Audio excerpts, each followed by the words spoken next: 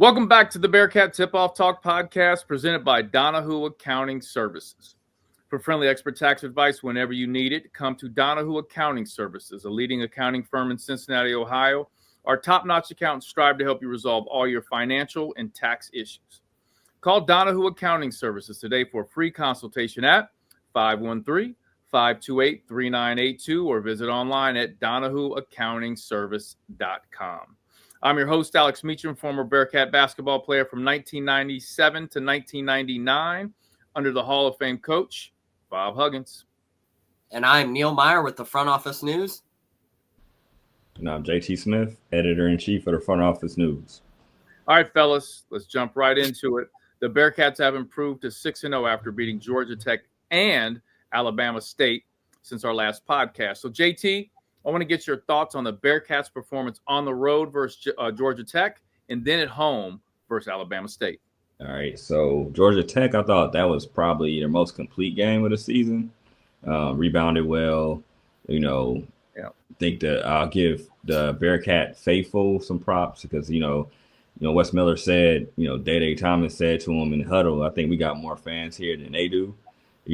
So that's one of those things, and they blew them out, man. And they blew out Georgia Tech at home.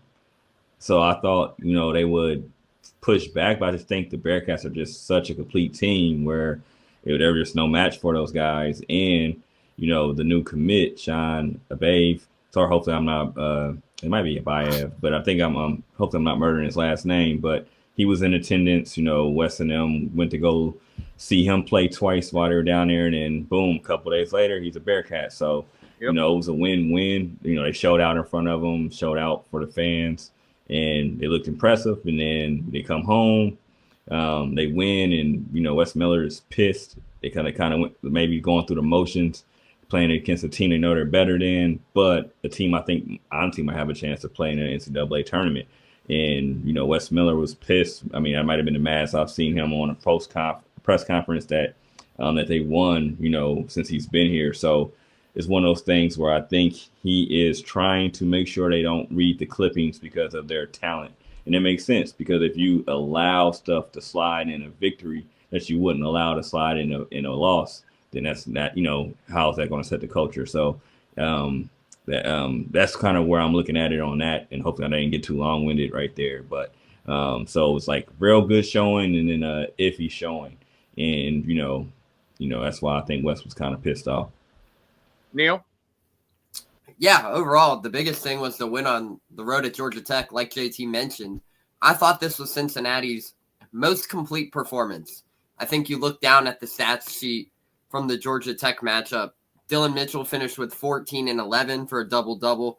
Jizzle James finished with another 14 and 7 performance along with 5 rebounds. So overall, I thought that was a great night. Jizzle James is continuing to step into that lead role as the point guard. But most importantly, I think the difference maker for that game versus Georgia Tech was the play of Connor Hickman. I mean, you look down, probably had his best game as a Bearcat to date right now. Yep. 6 of 8 from the field, 5 rebounds, 14 points. I mean, Connor Hickman's stepping into a huge role for this team. And I mean, fans are starting to see it more, I would say more quickly than expected probably. But he's having a huge role on this team. So to see Connor Hickman come into that role, I thought that was huge. But that was a huge, huge win in front of Sean Abayev and his family down there in Georgia. And I mean, for those who were down there in Georgia Tech, I mean, Wes Miller mentioned the fan support. A lot of alumni in the building as well. Nick Van Exel was down there, it sounds like. Terry Nelson, obviously. A couple others in attendance. Landers Nolly's mom was even in attendance with the team behind the bench. So I thought that was pretty cool to hear. And then on top of it, you come back home versus Alabama State. And like JT mentioned as well, probably the most animated that we've seen Wes Miller throwing a game. So I think to hear that was pretty unique because there was times during the Alabama State game where they tended to get a little too sloppy on the offensive side of things. And then you look down and Wes Miller was like so frustrated at one point. I think I looked at JT during it that he was like bent over, grabbing his pant legs in frustration, like pulling on his pant legs after a turnover or something like that. But whatever the message was at halftime was incredible because they held Alabama State to 0 of 16 to start the second half. So think about that. That was a pretty impressive stat. But Wes Miller was not pleased with how the team played, despite it being the night before Thanksgiving. Obviously, some people look into that narrative of they might be kind of distracted with the break ahead of them. Wes Miller was pretty pissed, to say the least, and to see him that animated after the loss. And the first thing he said, for those who watched the press conference, was he feels bad for the people who paid to watch that performance tonight because of the standards that this team has and this program has. And he said this team has done a great job of exceeding those standards and expectations, but he felt like in that game things could have been a lot better as well. So overall, to see him kind of frustrated and pissed off following that performance was pretty unique, especially heading into a very tough Villanova team on Tuesday. Hey, now, JT, Neil mentioned Dylan Mitchell with a double-double. I think he said 14-11. Is that correct? Yep, with Georgia Tech, yep. Right, so 14-11 with Georgia Tech. And several people have asked me, who's the go-to guy when UC needs a bucket? And I've felt from day one that Dylan Mitchell could be that guy. Do you think he's that guy, JT, or do you see someone else stepping in and filling that role? Or is it a committee of players to fill that role? I think it's a committee. Honestly, like Dylan has a skill set, but I feel like, CMOS is that guy. Because the NKU game, when they needed a bucket, he was just there. And then I feel like, Jizzle at times, he's the guy that's never afraid. I mean, he's just right now, I think he's just working. He's becoming such a complete player as far as getting other people involved where people maybe aren't looking at him as a pure bucket. But when he gets down, he gets everybody set up. If his shot's off, he's really going to set people up. And then after a while, he's going to start hunting the shot again. So I think he's doing a good job of letting the game come to him. And then they have players where it allows him to do so. So, I mean, I think those are the three guys. And then when Dan comes back, you can add him to the mix as well. But those are the three guys that are kind of by committee who's the hot hand. And, they're going to all be able to possibly get you a bucket. Because, I mean, I feel confident if you give the ball to Jizzle or CMOS at the top of the key, they're going to make the right play and be able to create for them or somebody else. Yeah, that's it's tough because there's just so many guys that are capable. Yeah, right? This team, I think the depth and so many guys capable is what makes this team dangerous. But I always think about when you get on the road in a tough conference game, you got to have that, that guy to go to. And, we'll see what happens when they have that tough road game, which will come sooner than later. A couple of things I want to talk about before we move on, and a couple of things in my notes here. The Alabama State game, and I know Wes is trying to keep them sharp, because you go at Villanova, Howard, sandwiched in between a lot of, there are a lot of really tough games, like the UD game is going to be tough. Xavier game is going to be tough. Yeah, it's just how it is, right? So you gotta kind of pick and choose your outrage as a coach, right? Hugs used to do that. And you look at the Alabama State game, and that's a tough game because you come off the road with a convincing victory at Georgia Tech. It's Thanksgiving. Guys got families in town. And even the crowd, everybody's just kind of like, oh, we're getting ready for Thanksgiving. You know what I'm saying? It was just that type of JT, I just didn't read into that game too much. Me neither, for sure. Like, it's one of those things, man, like night before, not a big game. You know what I mean? Like, and it sounds like it's being very dismissive, but that's how I looked at it as well. It's like, I took it for a grain of salt. As long as they ain't lose it and they won by double digits, I was cool with it. I know that's not how the coaches are going to look at it. It's just how it is. They're never going to look at it that way. It's been games where they won by 30 and West has been like, I don't like how they attack the boards. You know what I mean? And he got something, that's right. But at the same time, like, as the outside looking in, our person that's covering the team, it's like that game, it's a grain of salt. They got a more game that we're looking at, more, the ones coming up. So, but yeah, you got it right, man. Everybody's just chilling, thinking about what they're eating tomorrow. Besides more so playing against Alabama State, and that's no slight to them. Right, no question. So a couple more things. I think we won the board, Alabama State, right? We won the battle of the boards, Neil? Yes. Yep, 52-35. Okay, so that's definitely a positive. One last note. I don't know how you guys feel. obviously we've talked about the development of Aziz, right? He's back. In this season, he started from the beginning. It wasn't one of those situations where it was just unclear on what was going to happen with him like last year. He's back. He's stronger, has done some good things. But I'm telling you, I've got deep down inside, I mean, I look at Paige, right? And I look at what Paige is capable of. He's still young and he's still maturing in front of our eyes. Like, you even look at the Georgia Tech game, he was in foul trouble. I don't even know, did he even score the Georgia Tech game? I don't even know if he even scored. He fouled out in 7 minutes. 7 minutes. 7 minutes. Jeez. So little antsy to play in front of the hometown fans. Was that? He was a little antsy to play back at his hometown. Well, I think that too, and I think just the maturation process of understanding and learning the game. Like, I'll watch the game and I see he's rotating a little late in certain situations, and he's so talented. But I see him as a guy. Hopefully, as he progresses, we're going to need him big time in some of these Big 12 games, because I think he does things that Aziz just can't do. And this is no knock on Aziz, but I'm not throwing it to Aziz in the post to score. No. I'm not, JT. No. You agree with that? Yeah, I'm not. No, for sure. I might give him every once in a while, but it's not a part of the plan. You know what I mean? It's like, and if he gets it, it's one dribble. It's not there for whatever he's trying to do. I need it back out. I need it back out to the perimeter. You know what I mean? Right.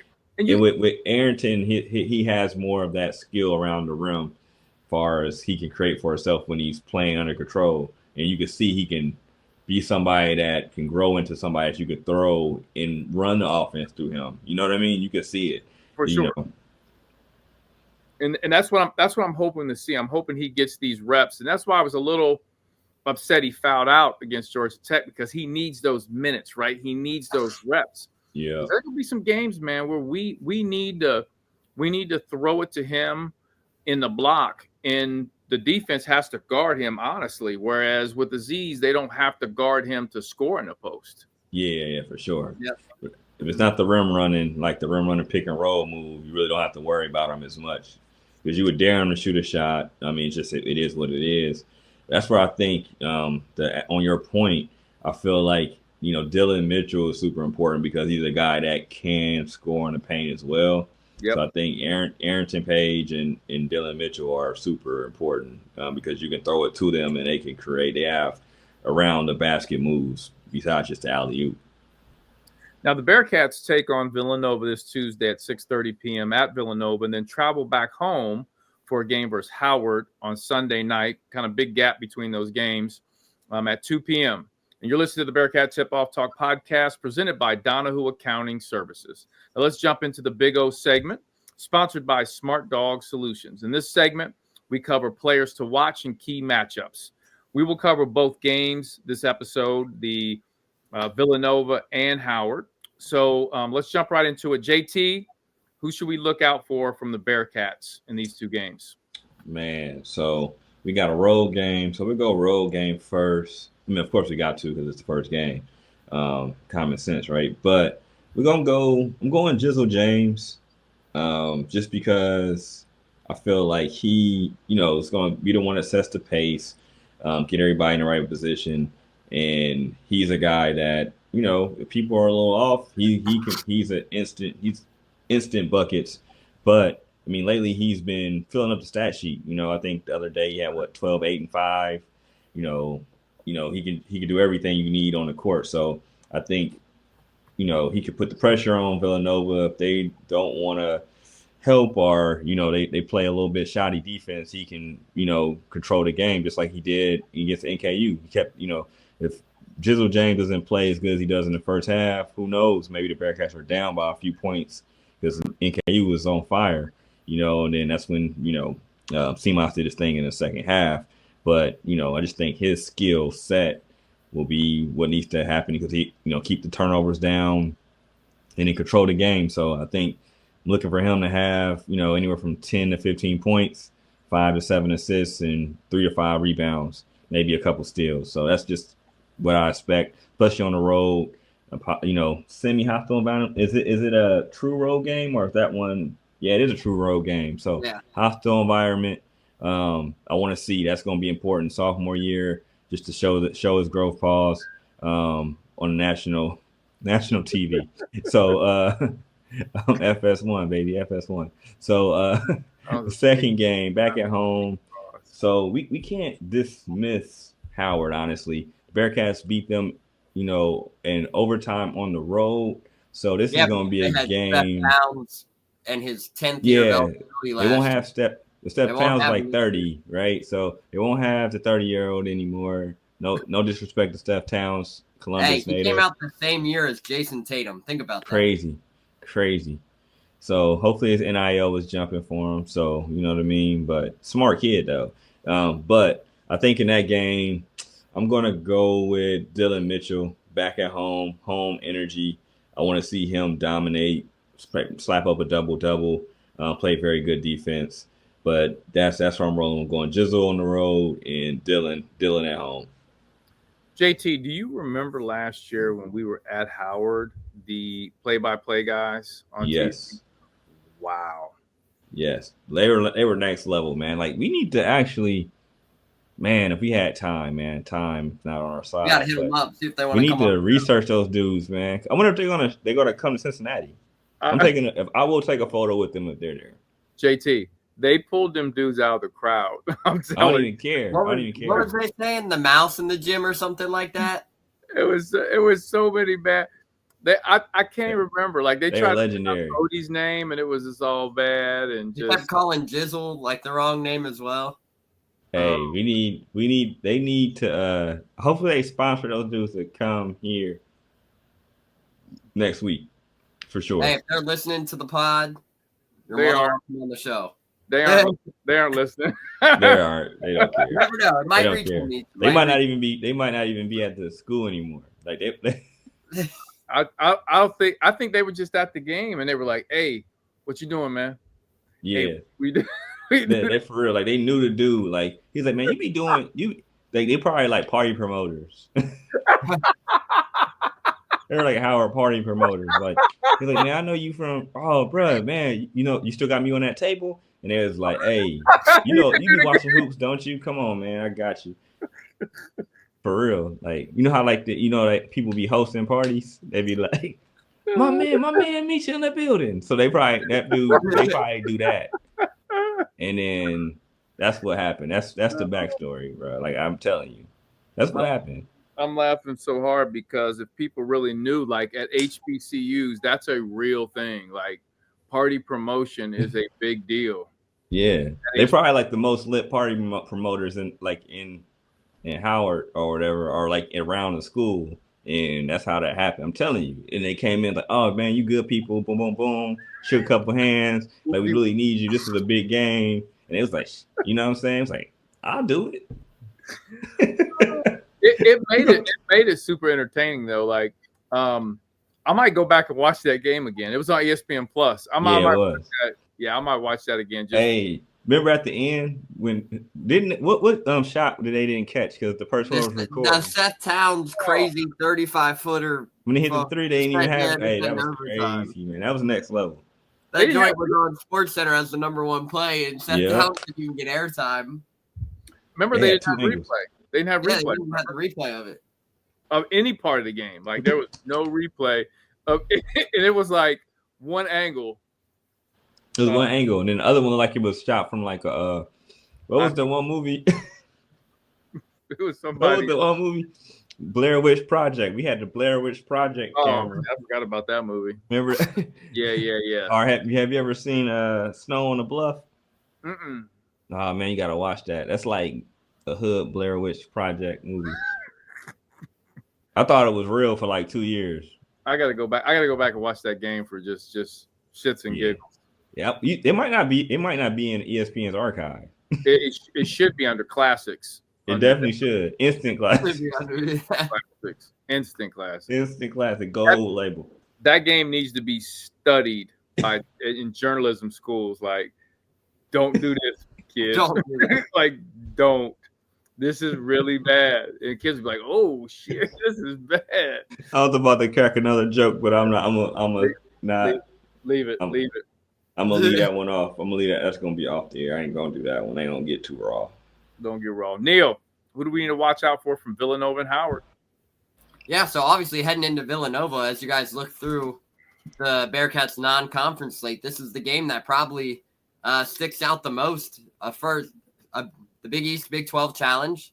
Obviously, I know Bearcats fans probably wish this game wasn't Villanova, and it was more one of the other top teams in the Big East. But the Big East has struggled immensely to start the season, to say the least. But for Villanova, they're led by veteran point guards Eric Dixon and Wooga Poplar, the Miami transfer, who's been around for quite some time as well. If you guys remember him from his time at Miami with Miami's Sweet 16 tournament run a few years ago.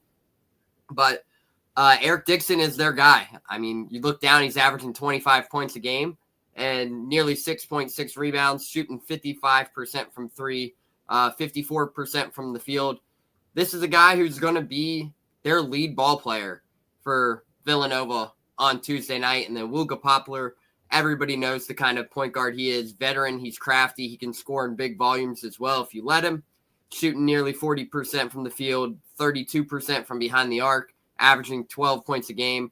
Those are the two guys you really got to keep an eye out for Villanova. And then when you flash forward things to Howard, looking down at Howard's roster for next Sunday's game, it is a guard-heavy Howard team. I mean, you look down at their roster real quick here. They only have, let's see, one guy over 6 foot, or two guys at 6'9", it looks like. They have one guy at 6'11", but overall he's not playing significant minutes at all. It is a guard-heavy Howard team. So you look down, led by Marcus Dockery, a 6'2" point guard who's averaging roughly about 14 points a game, shooting 45% from behind the arc. And then alongside Blake Harper, those are your two guards that are really going to score the ball for Howard. But this is a game where Cincinnati's length and size and physicality in the front court, this should be a game where Cincinnati wins the boards by arguably 20 on Sunday at home versus Howard. Obviously, you guys talked about it. There should be a much better broadcast on Sunday than what they saw last season on the road at Howard. But both of these games are winnable for Cincinnati. Obviously, you start with Villanova. This is the first true road game for Cincinnati, essentially outside of Georgia Tech. And this Villanova team, they're going to come in. They're going to play pissed off. I mean, you look at the start of the season they're 4-4 on the season. And you look down at their 4 losses. They lost a bye game to Columbia University on November 6th, 90-80. So not a good win there. They lost to St. Joseph's University, 83-76. They lose to University of Virginia in what might be the most points Virginia scored in the last 5 years with 70. And then they lost to Maryland on a buzzer beater over the weekend. So overall, they haven't had many significant wins, to say the least. They're coming off a 30-point blowout win over Rider University, but this is a game where Cincinnati is going to get a fierce and a hungry Villanova team as they look to get things back on track, especially for the Wildcats heading into Big 12 or Big East play. So this is a true test for Wes Miller come Tuesday, and he even said it himself that they expect a very hungry and pissed off Villanova team to come in here. And it's going to be a fun game on Tuesday, to say the least, but this is a huge opportunity for Wes Miller and the Bearcats. All right. You know what time it is. The name game. Shirley, Burley, banana, pineapple, Burley, beef, fine. You know it's time, Neil. It is the name game with Neil Meyer. Now, this is where we look at the opposing team's rosters that the Bearcats are getting ready to play, and we try to break down these names. And JT and I aren't good at this, but for some reason, Neil sits up all night and practices these kids' names. So, Neil, we're going to start with Villanova. You ready? Sounds good. Yes, sir. Number 5. Number 5 is Wooga Poplar. Ooh, say that first name again. Wooga Poplar. Wooga Gang Clan. Number 7. Yeah, so not gonna lie, Meach, when I was looking at this roster earlier to prep for this was a name that caught me completely off guard, but it's Alexander Gavalagov from Sofia, Bulgaria. Say that last name again. Gavalagov. Oh my God, that's crazy.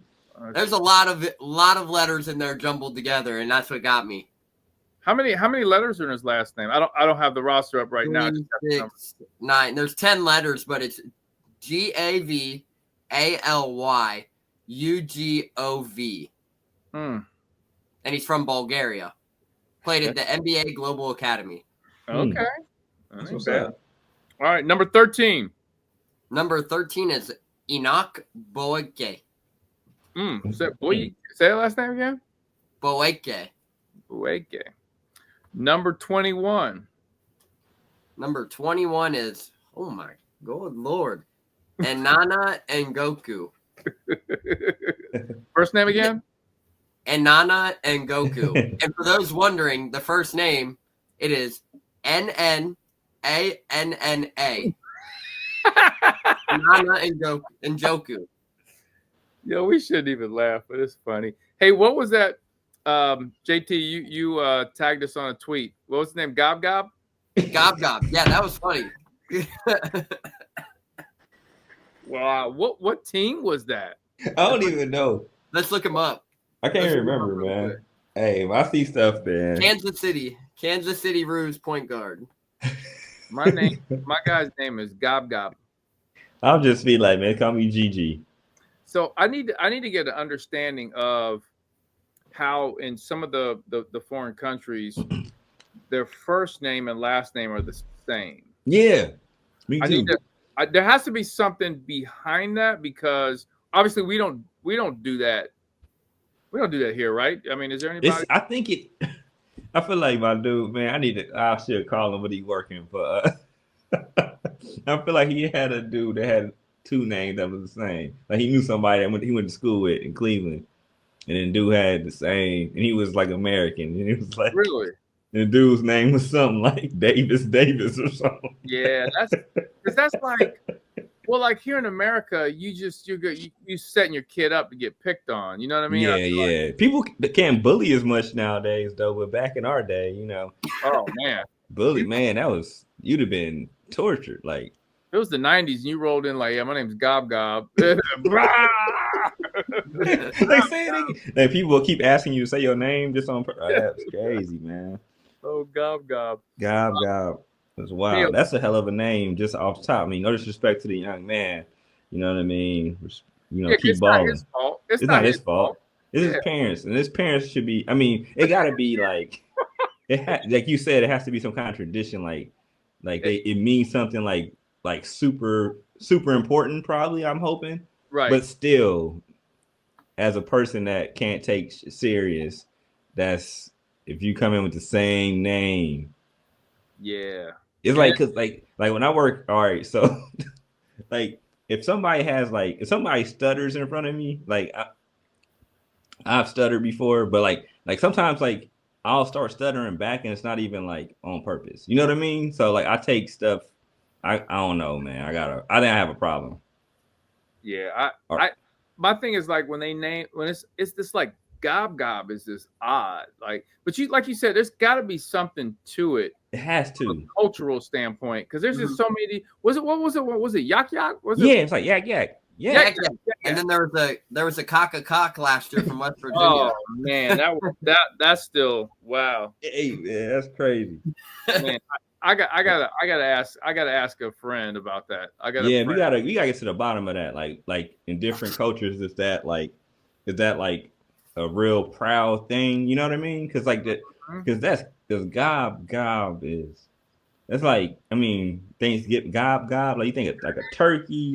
I mean, it's just so much stuff. Like just imagine you're like 10 years old. A kid comes into your class and the kid's name is gob. Like, how do you? Yeah, that kid's gonna have to fight every day. Yeah. Like if you're in an inner city, that kid's fighting every day. Like Sure. like no matter how good the kid is, he could be the nicest kid on earth. Gob, if the kid's gonna roast you, I mean, like I remember there was a kid named Steve. He roasted this kid named Nick for the whole day. Like it was like you know how like Fat Albert, how like when he's you know how like Fat Albert's like talking in the band, like everybody's behind him. It was like that, and it just kept growing. Like just imagine Gob comes into your school, like, and you got people that are funny and they're just like cracking jokes. Like it's crazy. Like like that kid would have to have a lot of mental health people around him. It's a therapist. I wonder if there are American names that come across to people from other countries and cultures. Is like they're laughing. Like if they did the name game with like JT Smith. It could be. Neil Meyer. It could be. Like I gotta find out. Like, are they laughing? Because Americans at the end of the day are, in a lot of ways, arrogant in thinking the rest of the world is supposed to do what we do. Yeah, true.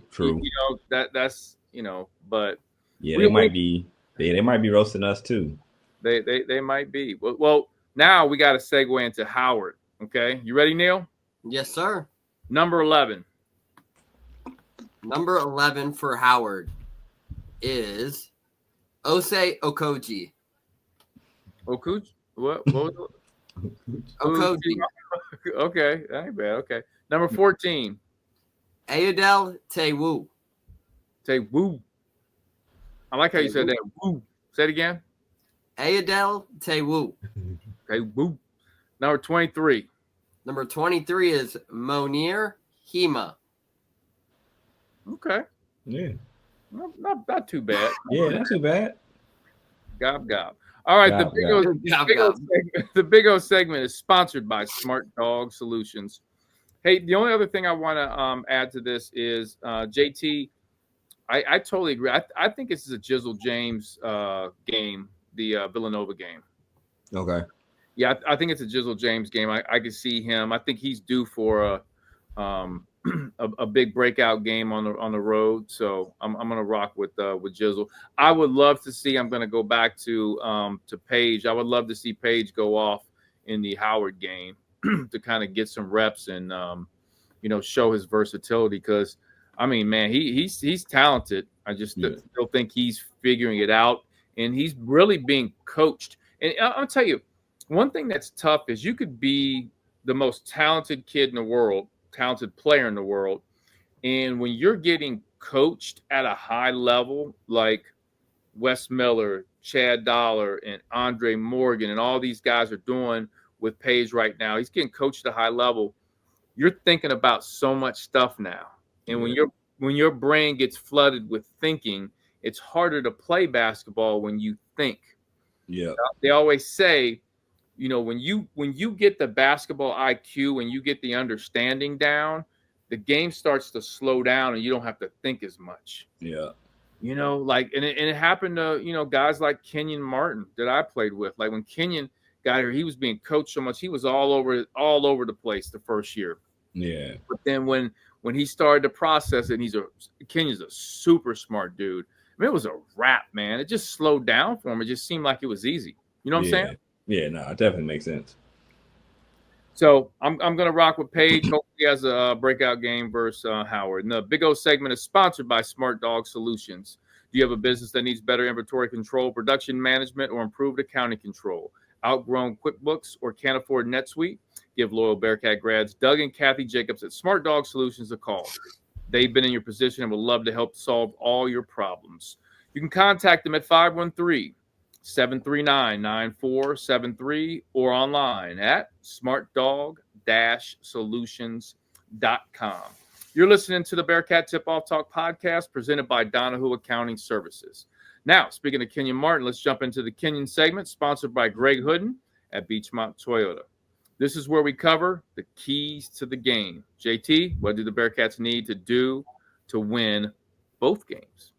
All right, so first game, man, I might sound like, All right, first game, we going protect the ball. I want to see less than 12 turnovers overall and win the rebounding battle. And say win the rebounding battle, and I would like to see them. The way the Bearcats shoot the ball right now is, man, it's like a sight for sore eyes for people that have been watching the program on certain stuff.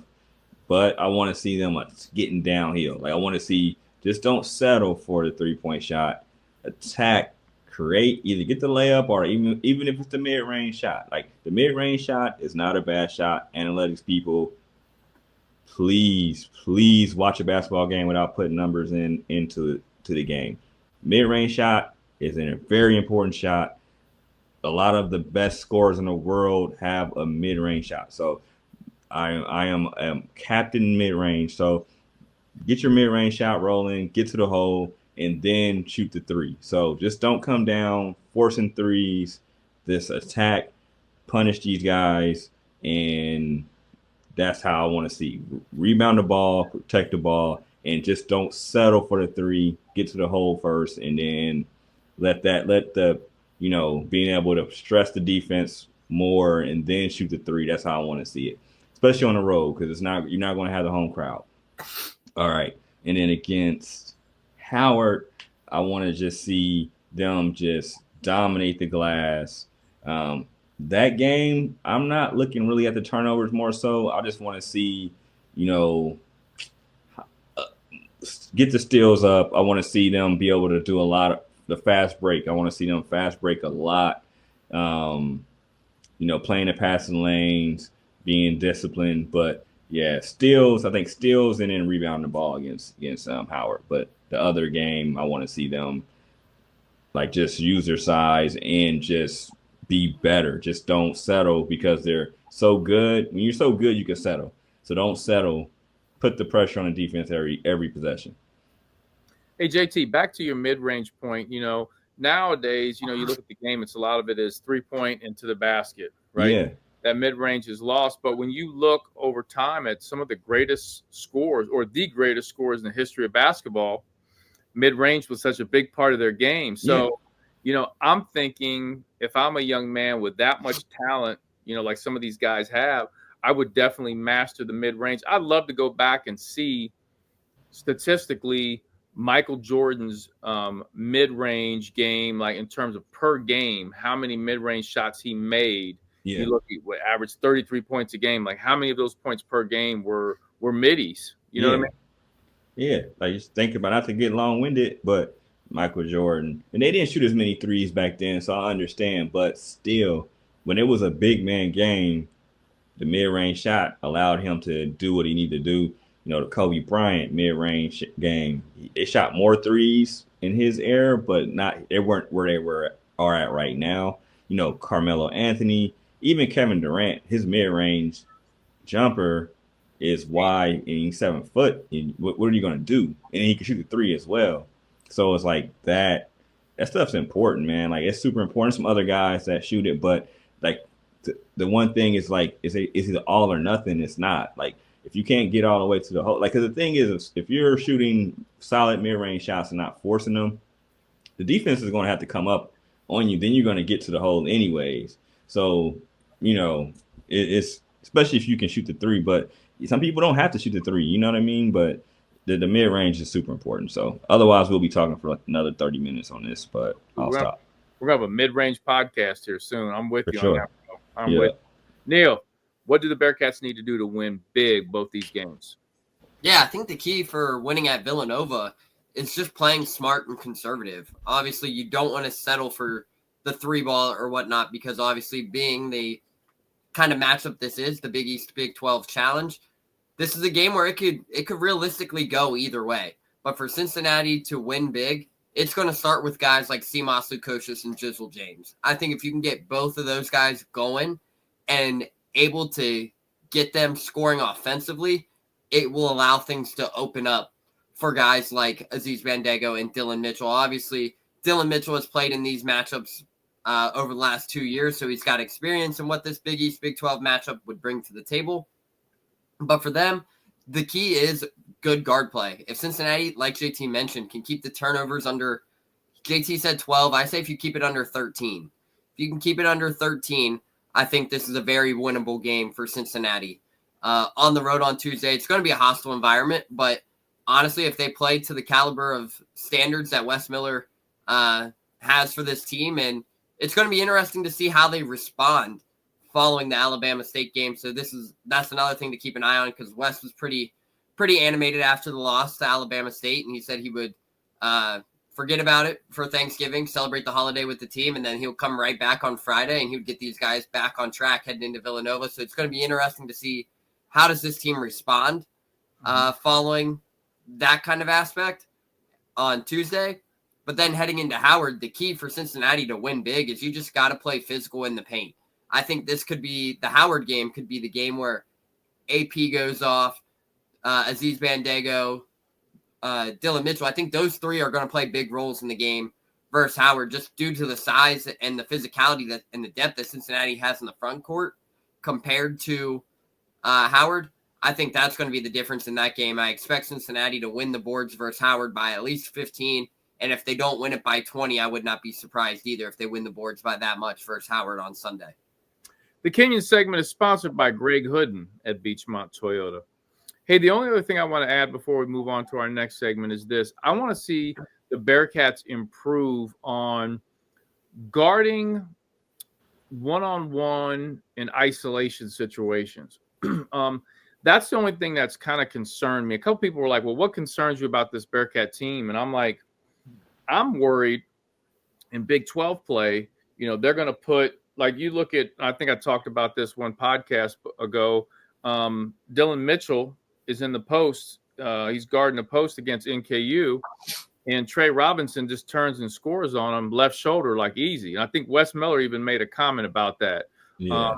Or a couple times with CMOS when Sam Vincent from NKU isolated him, was doing those little, fadeaways. Yeah. I want to see improvements on our isolation defense. I think our team defense is solid, but our isolation needs to improve, JT. Yeah, that's fair. No, that's fair. Something to look at, because, with this team, it's small things, of course, because I think they have so much talent and potential. So I think, like you said, because, teams are going to get, there's more tape out there. They're going to get smarter.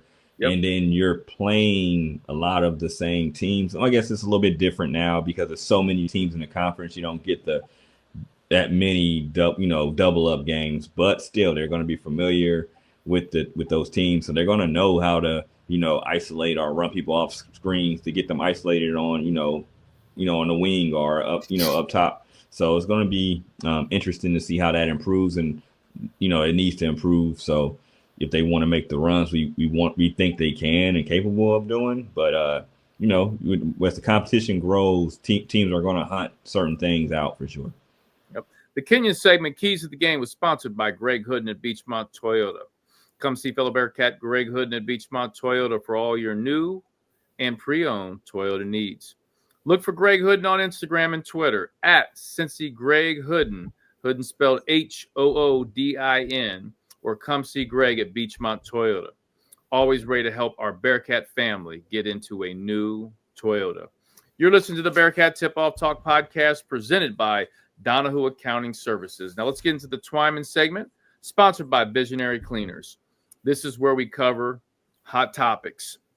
All right, fellas, the elephant in the room. We've got to talk about this, and I think there's only one hot topic, and that's the hot seat that exists in Clifton right now for UC head coach Scott Satterfield.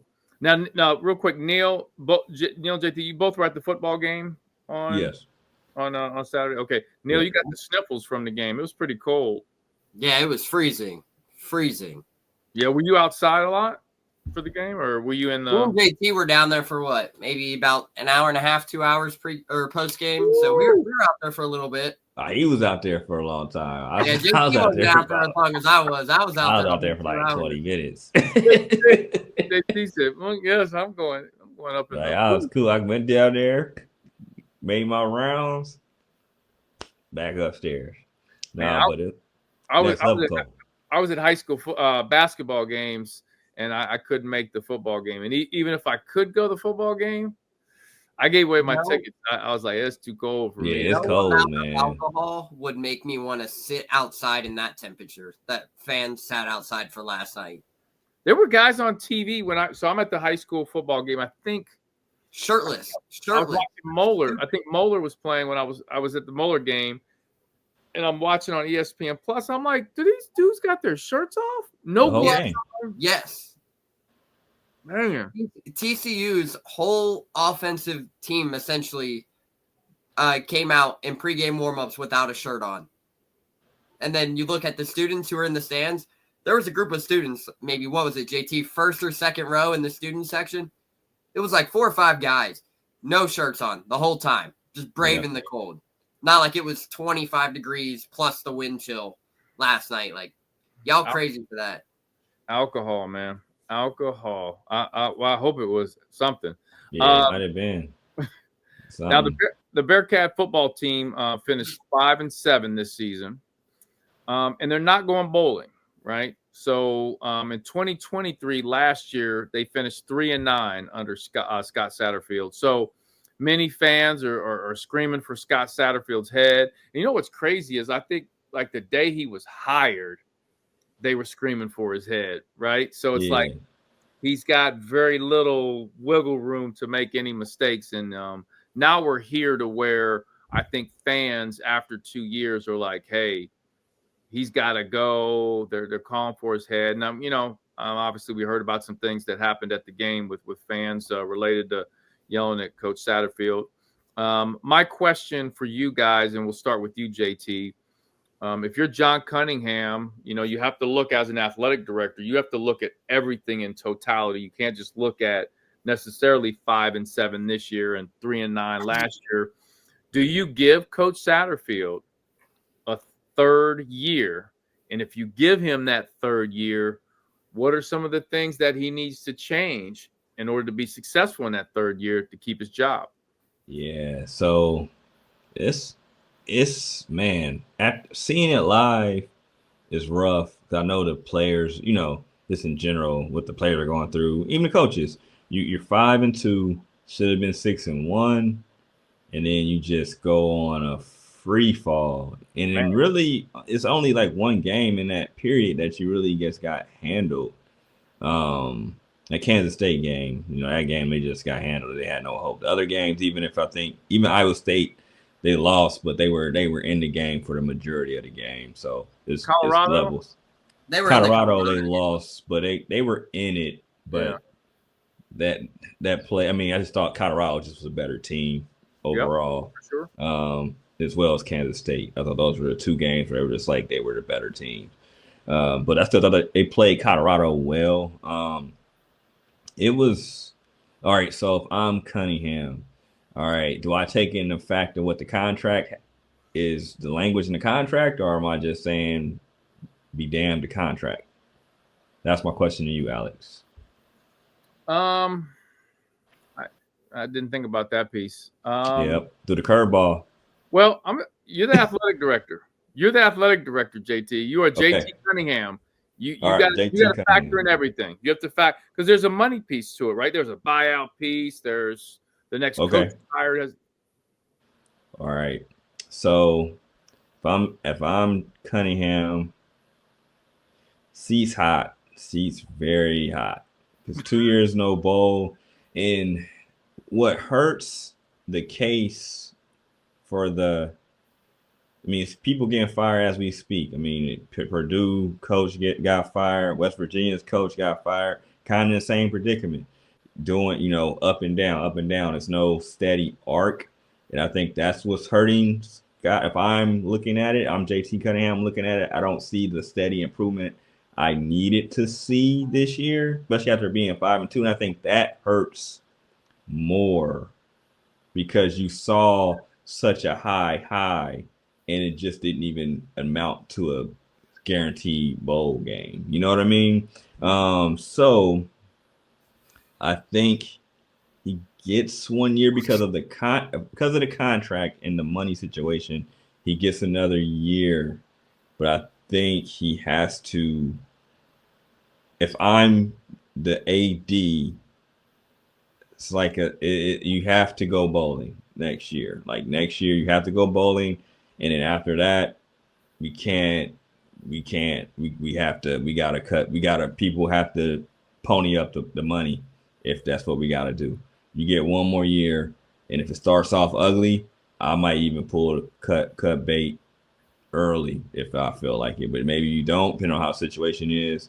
But it's just the Big 12 isn't a dominant. It's not the Big 10 or the SEC. No disrespect. And the SEC is looking shaky right now because everybody's beating everybody. So I look at it like this: you can rebuild in football faster than you can rebuild in basketball, and that sounds cliche. Sounds weird to say that, but I just think if you keep your cores together and then you add the right pieces in the portal, you can make that jump. So I know I'm getting long-winded, my bad. To backpedal and then to come with the clean answer. Seat super hot, not lukewarm, on fire, got hole in his pants. JT Cunningham, you got 1 year. If I'm JT Cunningham, 1 year max. Like it's max. Like not even. Yeah. Not after. That's no slight. Not respect Scott Satterfield in Cunningham, but I think one year max. Okay, Neil. Yeah, so I've always been the firm standpoint of you got to give the guy 3 years, and you got to think about it from when he took over in late 2022. They make the hire. Already, what was it, JT, a month into December or a week into December, 2 weeks into December. At that point, you missed the start of the transfer portal. You're still trying to build a staff. So that's why I'm sitting here thinking, despite the 3-9 last season, then you go to 5-7 this season, I'm still standing on the statement that you have to give him 3 years, despite the buyout. I think it's just looking back at what he inherited within roster creation, having to build a staff, missing in the transfer portal essentially till the spring cycle in year one.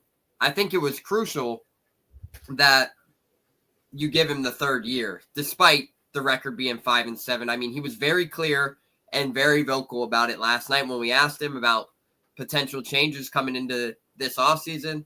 He mentioned special teams was one of them. He said there's going to be a lot of changes potentially on that aspect. They're going to reevaluate everything there. And he said they're going to reevaluate this whole program top to bottom. So, to hear that, obviously, once you hear that, you kind of know there's some changes that are probably already being made or that are going to be made very soon. Obviously, off-season meetings are going to start as early as tomorrow, so we'll probably know a little bit more tomorrow. But overall, I still stand you have to give him 3 years. And, obviously, when people look at the buyout, if I'm Cunningham, I give him the 3rd year. The seat might be a little bit hotter or a little bit warmer, but thinking about it, realistically, for those who followed this season extensively, they are JT, 7 plays from being an 8-4 team or a 9-3 team. 7 plays, essentially. Obviously excluding the Pitt game, but they are 7 plays away from potentially being a 9-3 squad. And you can see the improvement. You look at the job he did in the transfer portal last season.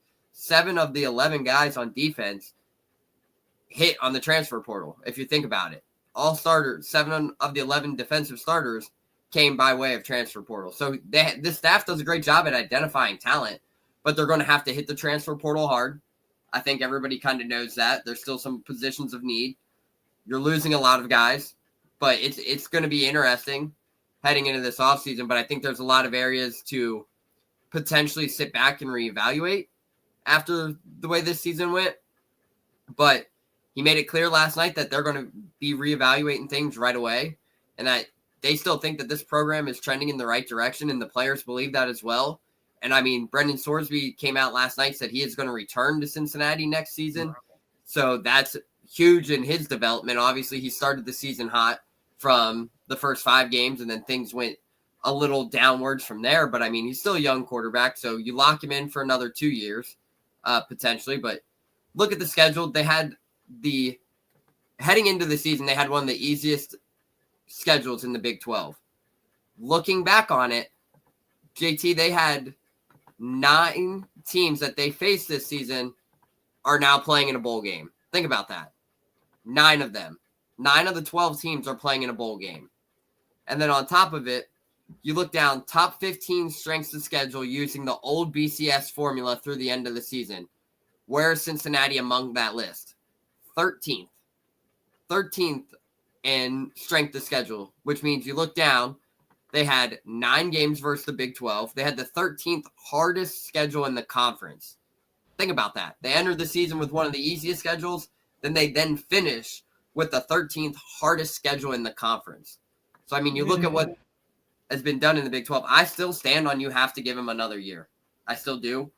Obviously, there might be some changes on the coaching staff. I think that's kind of expected. It's going to be kind of seeing what positions and what group that might be, but there's a lot of things to fix. But overall, 5-7, they were 1 quarter away versus Pitt.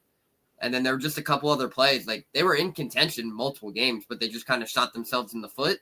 But you looked at 7 plays away from 9-3 on the season. So I still think you got to give him one more year. What's that face, JT? That schedule, that BCS, that schedule wasn't. BCS formula as well. That schedule, I'm saying that schedule wasn't that hard, bro. Like, no, it wasn't. I'm gonna keep it real. Like on this, I'm that schedule. Nah, only 2 games. I mean, only games that was legit, like scary. Iowa State and Colorado. Iowa State, Kansas State, and Colorado. All the other games, I mean, West Virginia. I respect Texas Tech because it's on the road, but that schedule was that schedule wasn't. Not, I mean, I'll take that schedule all day. You gotta win in 6 or 7 on that. That schedule wasn't. That schedule was kind of low key trash. I mean, Pitt, they were all right, but they had Pitt down at home.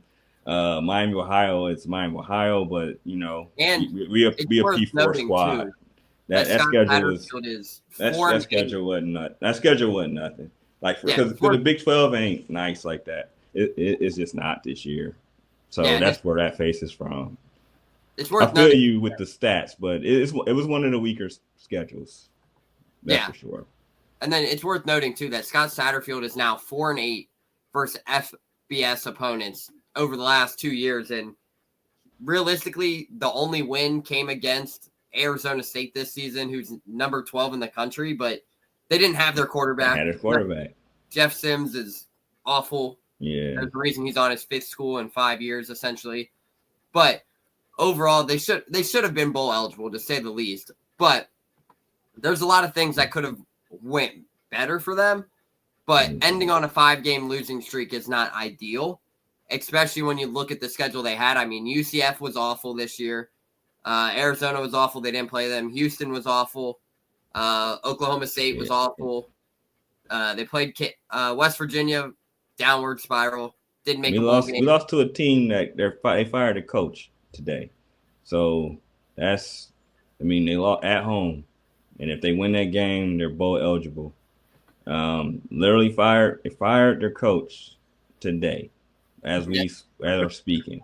So I just can't, I mean, that schedule wasn't. We can sugarcoat that. That schedule was kind of. It was trash. I'm keep on. It was trash. I can't hold back on that one. Yeah, it was definitely winnable for them. Yeah, for sure. They had 3 gangster games. The Pitt game was. Pitt game was winnable. West Virginia was winnable. But the way they lost that game, that's what makes that hurt so much because they dominated the game for 47 minutes and then still lost. So, like, I won't count that game. I mean, they were just a better team. Like, they were a better player for player. Miami, Ohio is the MAC. So, even though it's a rivalry, you're supposed to win that game. You're not supposed to lose that game. No matter where. You could play them in Alaska. You're supposed to win that game. So, had 3 games that were where you knew they were in trouble. So, you chalk that up. You get Arizona State without their starting quarterback. You get, I think, UCF, that you got them on their 3rd or 4th quarterback or something. Like KJ Jefferson, who's now in the transfer. He was just like, shout out KJ like he was just Jefferson. AWOL. Wasn't he like getting food or something like at the game? I don't know, but I don't think you'll get a schedule this easy. So that's what this schedule was easy, man. I'm sorry, I can't say anything else but that on that. The Twyman segment is sponsored by Visionary Cleaners. Hey, I do want to say a couple more things to what you guys said. I do agree with you, Neil, in that I think you've got to give coaches 3 years. Now, and listen, there's some circumstances where the coach needs to go before 3 years, but usually you like to see them get 3 years to see what they can do. And listen, if they said Satterfield was coming back for one more year, or they said for his 3rd year, I wouldn't be like as upset as some people would be. Some people would be definitely irate.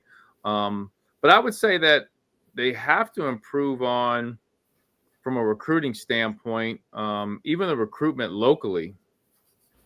Yeah.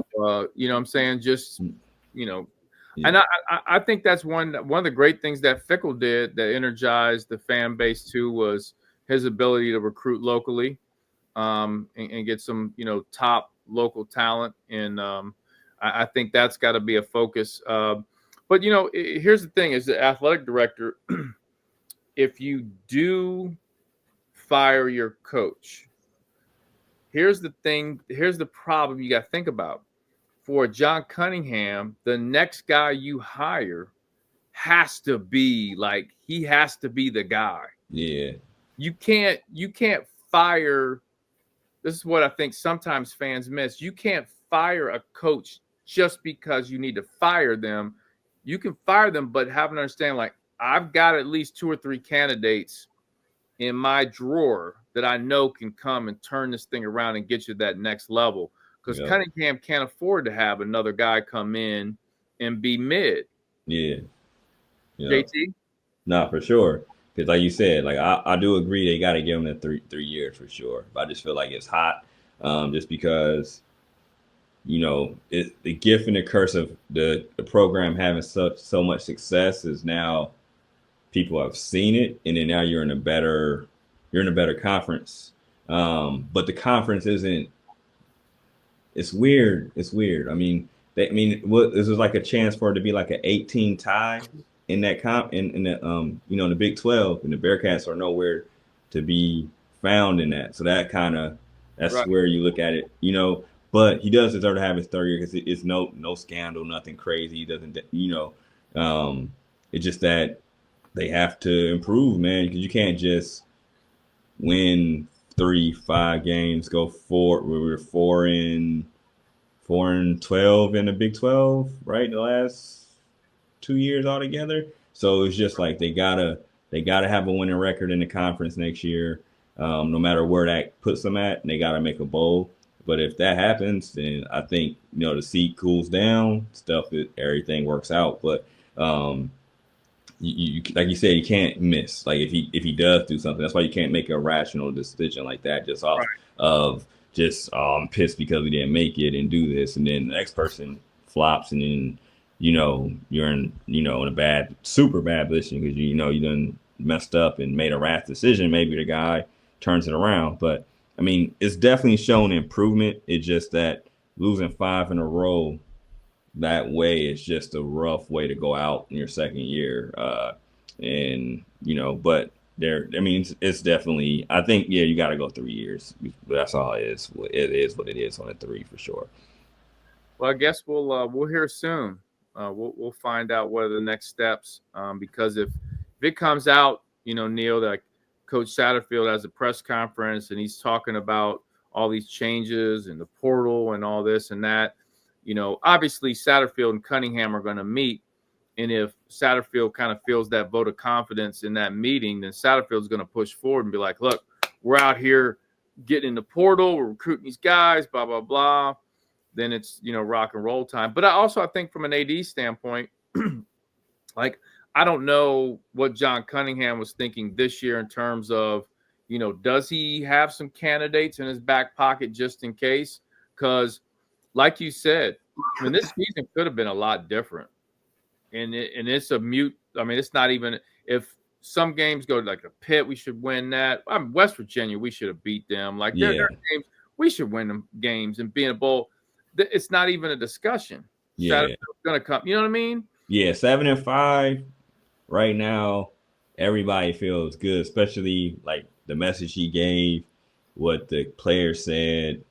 It's strung true for a long time, and then it just dwindled down. And just how they lost too, man. It could just, I mean, just you got eyes. You don't need to go look at PFF numbers to know what you saw. You know what I mean? So, people are like kind of like on the fence, and the only way to get people off the fence is to, win it back. Win games, you get people on your side. You lose games, then the people that had doubts are doubting, and they get louder. And the people that were on your side, they're like, hey, I don't know. I'm starting to you hopscotch. You know what I mean? And that's just the law of stuff. How it goes, man. That's no slight to Scott Satterfield. I think he's a good guy, but when you lose, people will have doubts, and they get louder. They get louder, and people that have money get louder, and then people that don't have a lot of money, they might say, "Hey, I'm not going to spend my money, my hard-earned money, with you." You know what I mean? Just as a buyer, you know what I mean? Like if you're a Bengals fan, if you don't like what they're doing, helping Joe Burrow around, you might say, "Hey, I might not go to the game or whatnot," just because that's what you can do. Like I didn't like how the Bengals, like the Reds, did certain stuff. So I made it a point not to spend my extra $1 to go to the Reds games. Like that. You know what I mean? Yeah. So you that's what people do. So it's just a part of it. But I hope he can, and he'll get his third year. I highly doubt that he doesn't get his third year. I just hope it's a real solid third year. And if it's real solid, people are happy. Hey, JT, I want to say something to what you just said. One of the amazing things about Bearcat fans is, man, Bearcat fans are loyal, man. Like, if Satterfield, like people are complaining about Satterfield right now, they want him fired if you go on Twitter. But if he comes back next year, people are going to show up and support because they support the brand of Bearcat athletic. Yeah, for sure.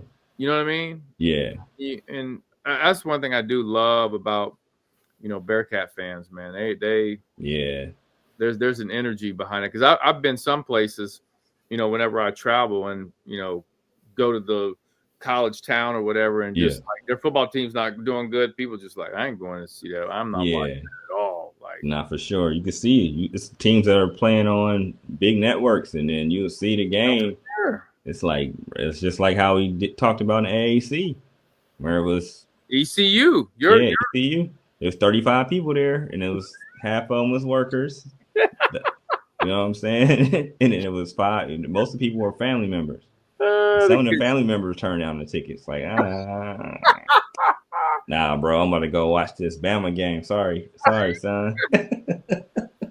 Uncles and aunts were turning down tickets. They turned down tickets, man. So the people that come, you know what I'm saying? That's it. You get 35 in there. Yeah.